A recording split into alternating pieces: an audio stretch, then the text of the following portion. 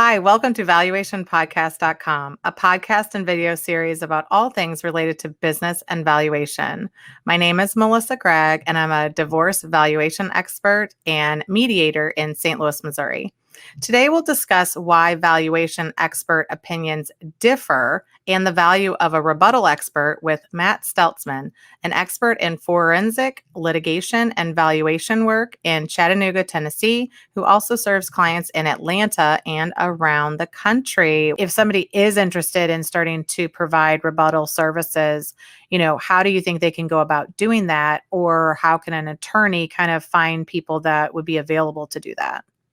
Well, I think first to address what you just said, I guess two things. One is, yes, work product is discoverable, but it's usually only the work product that you use in your report. So for example, if I requested your work product for your transactions that used in the market approach, I wouldn't get all 50, I would get 10.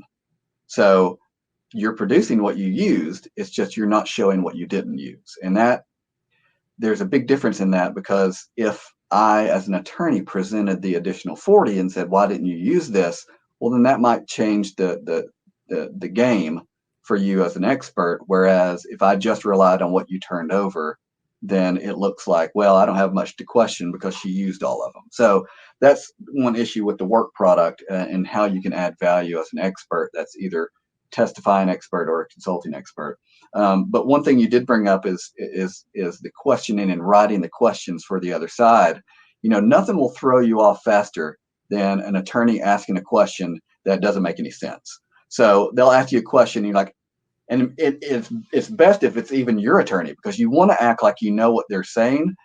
But if it doesn't make any sense, then you're like, you get this deer in the headlight look of, hopefully you're going to understand that I don't know what you just said. Can you rephrase it? And you might try to rephrase it, ask them to rephrase it multiple times, and it's just not making sense.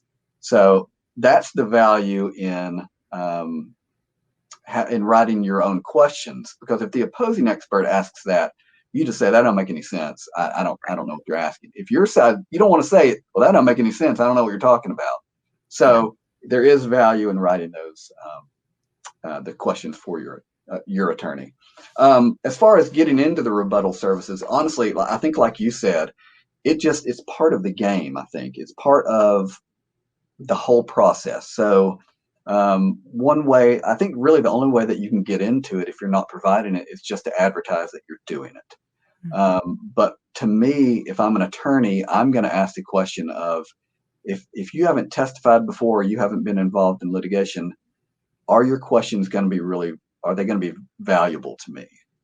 Or is it just going to be basically me writing the questions because you haven't had any experience in doing this work? So I think first what you need to do as an attorney is you need to look at the person that you're asking to do the work. Have they done any testimony work in the past? Have they done any litigation work in the past? Because if they haven't, you're likely to get just surface questions that just don't really hit home. They don't have the experience to know what kind of questions to ask in what scenario. And then the attorney prep, I think that comes along with more of doing the work rather than just being hired to write questions.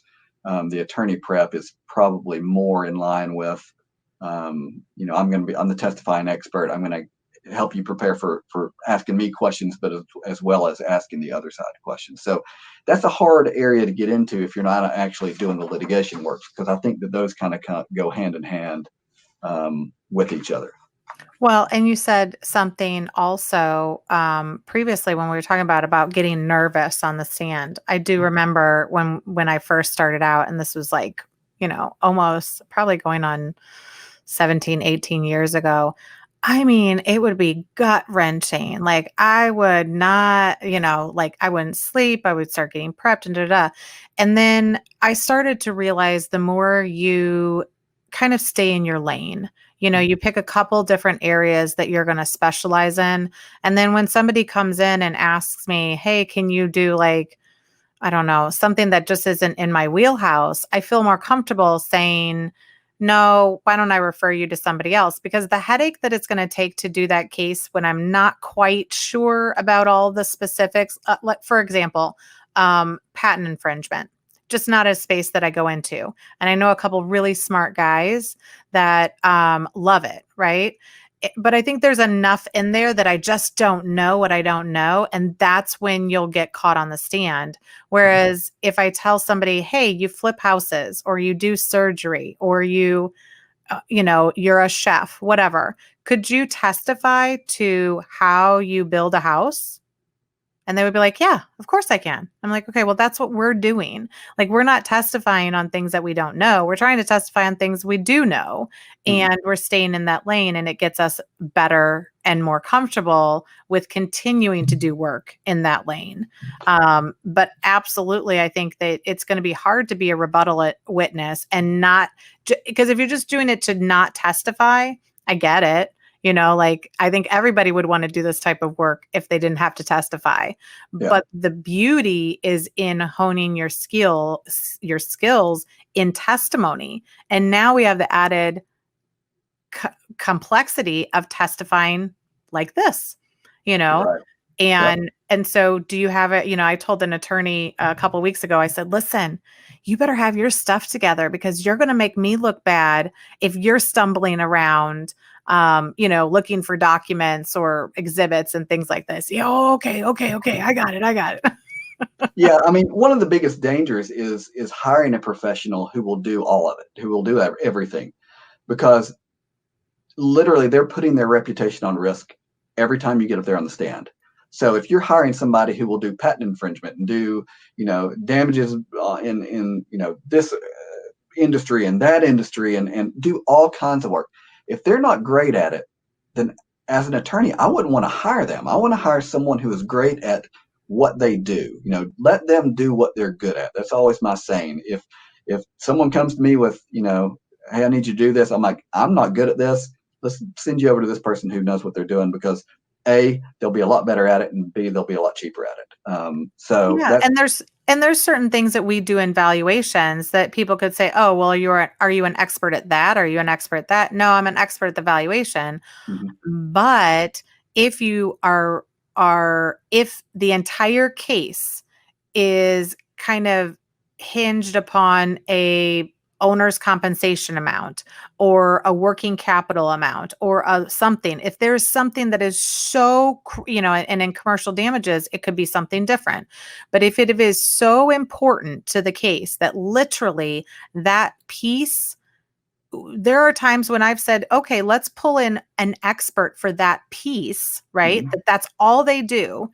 And then I rely upon that information for the valuation, because then I think you're actually creating value for the attorney, because most of the time what attorneys know, we've already talked about this, is they will not admit when they don't know something. I think that as an expert can be the worst thing that you could possibly do. mhm. If you don't know it and you put yourself out there as like, well, I'll just figure it out. Like, this is not the place for imposter syndrome. This is not the place for you to be like, we always do fake it till you make it. Not the place, not in Mhm. litigation. If Yeah. you really don't know, if somebody comes to you and says, hey, I got a patent infringement, and you're like, I'll just figure it out. The correct answer to that attorney is, you know what? I never have testified on that. I think I could figure it out. Maybe I have a couple other resources that would be better, or we could work together. But you have to be very clear to people in this space when you do not know something, because you have to give them the opportunity at the beginning to say, you know what? This is everything. Our case relies upon somebody knowing this exactly right. Mhm. And then I would say, well, I'm probably not your person, but let me refer you to somebody. And then Yeah. I refer them to people that I know and trust in this space. And then that actually looks good on you too. So yes, maybe you didn't get the work, but that could be an opportunity for you to sit in with that attorney still and be a rebuttal, offer up additional value in the way of a consulting expert, but to be honest when something is out of your range.